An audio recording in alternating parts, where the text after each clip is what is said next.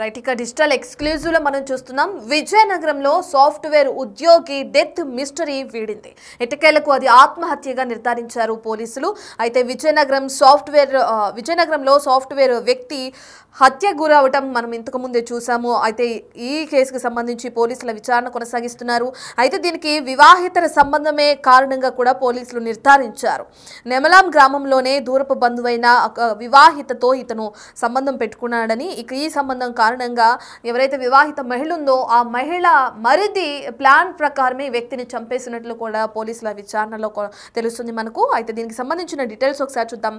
వివాహితర సంబంధం పెట్టుకున్నాడనే అనుమానంతోనే తెరలాం మండలం నెమలాంకి చెందిన సాఫ్ట్వేర్ ఇంజనీర్ గా వర్క్ చేస్తున్న ప్రసాద్ అనే వ్యక్తి ప్రాణాలు కోల్పోవడం కూడా మనం చూస్తున్నాం. తన వదినతో సన్నిహితంగా ఉంటున్నాడని, అతన్ని దూరం చేయాలని వదిన మరిది ఎవరైతే ఉన్నారో ఆ మరిది పథకం ప్రకారమే అన్నతో కలిసి హత్య చేసినట్లు కూడా తెలుస్తుంది.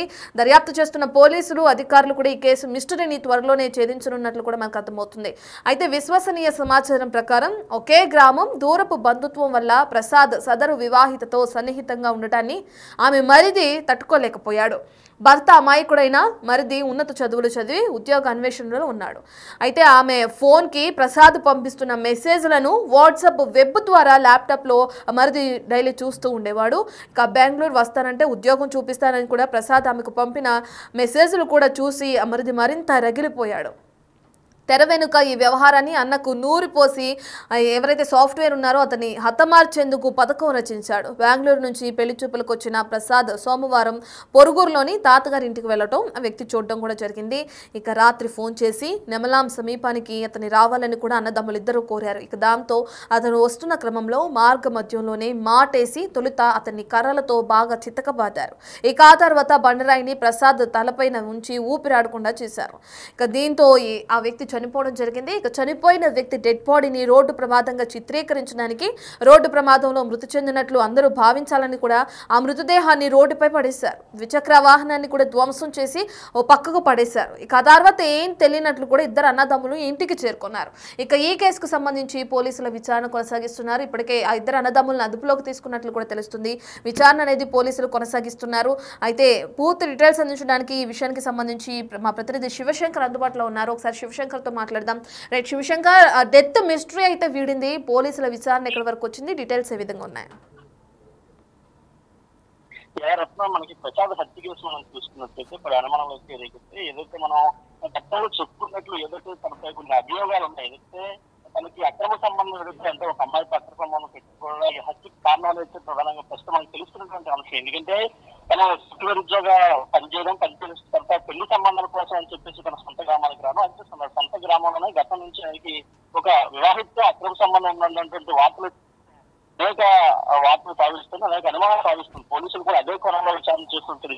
గతంలో మనం చెప్తున్నాం ఏదైతే తన వాడుతున్న మొబైల్ కానీ ఓపెన్ చేస్తే కేసుకి ఒక సొల్యూషన్ దొరికే అవకాశం ఉంది గతంలో మనం చెప్తున్నాం. ఇప్పుడు అదే దానిలో ఇప్పుడు పోలీసులు కూడా ఫాలో అవుతున్నారు. తన మొబైల్ ఫోన్ ఓపెన్ చేసి కాల్ డేటా ప్రకారం తనకి ఎన్ని గంటలకు ఫోన్ వచ్చింది, ఎక్కడికి వెళ్ళాడు, ఎవరు కాల్ చేశారు, ఏ నెంబర్ నుంచి కాల్ వచ్చింది, ఇలా హత్య గల కారణాలు ఏంటనేది ఇప్పుడు మొబైల్ ఫోన్ ద్వారానే మొత్తం ఈ కూపీ అంతా లాగుతున్నటువంటి పరిస్థితి ప్రస్తుతం ఉన్నటువంటి ఉంది. మరోపక్క మనం చూసినట్లయితే తనకి చయానా వదిన వరుస అయినటువంటి వ్యక్తి, అంటే తన ఇంటి ఇనీషియల్ కావచ్చు, వాళ్ళు ఎవరితో దాకా సంబంధం పెట్టినట్టు అనుమానిస్తున్నారో వాళ్ళ యొక్క ఇనీషియల్ ఒకరు తనకి వరుసగా మొదలవుతుంది. అలాంటి ఆమెతో ఈయన అక్రమ సంబంధం రైట్ శివశంకర్, ఒక్కసారి శివశంకర్, అయితే ప్రసాద్ ని హత్య చేశారు అన్నదమ్ములు. దానికి సంబంధించి వాళ్ళు మీరు చెప్పినట్లుగానే ఈ హత్య చేశామని పోలీసుల ముందు ఒప్పుకోవటం కానీ విచారణ కొనసాగించడం కానీ మనం చూస్తున్నాం. ఇదంతా పక్కన పెడతా మహిళ ఎవరైతే ఉన్నారో తన స్టేట్మెంట్ ని రికార్డ్ చేశారా పోలీసులు? ప్రస్తుతానికి ఇంకా అంటే దానికి సంబంధించి పోలీసులు అయితే ఎటువంటి విషయాలు కూడా బయటికి వెల్లడించలేదు.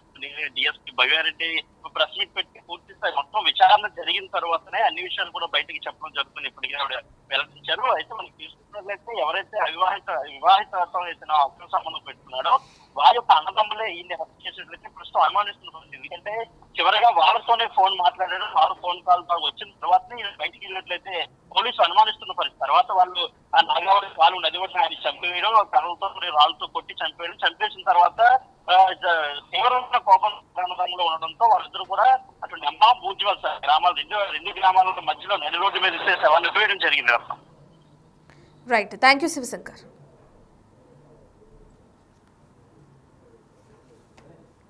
రైట్, ఇక మనం చూస్తున్నాం బెంగళూరులో సాఫ్ట్వేర్ ఉద్యోగిగా పనిచేస్తున్న ప్రసాద్ హత్య మిస్టరీ వీడినట్లు కూడా మనకు అర్థమవుతుంది.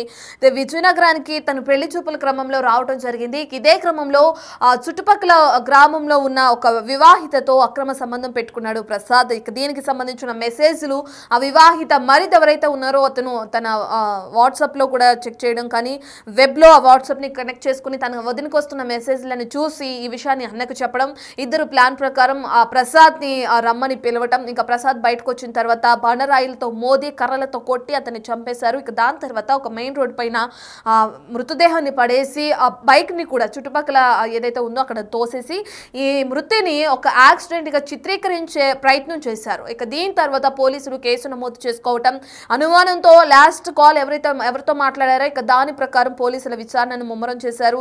ఇక ఈ క్రమంలో ఈ అన్నదమ్ములు ఇద్దరిని కూడా పోలీసులు విచారించడం, కానీ వాళ్ళపైన అనుమానం వ్యక్తం చేయడం కూడా జరిగింది.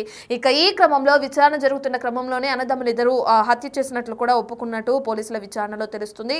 దీనికి సంబంధించి విచారణ ముమ్మరం చేస్తున్నారు పోలీసులు. మరి చూడాలి వీళ్ళకి సంబంధించి ఎటువంటి శిక్ష పడుతుంది, ఏ విధంగా ఏ సెక్షన్ల కింద కేసు నమోదు చేస్తారు.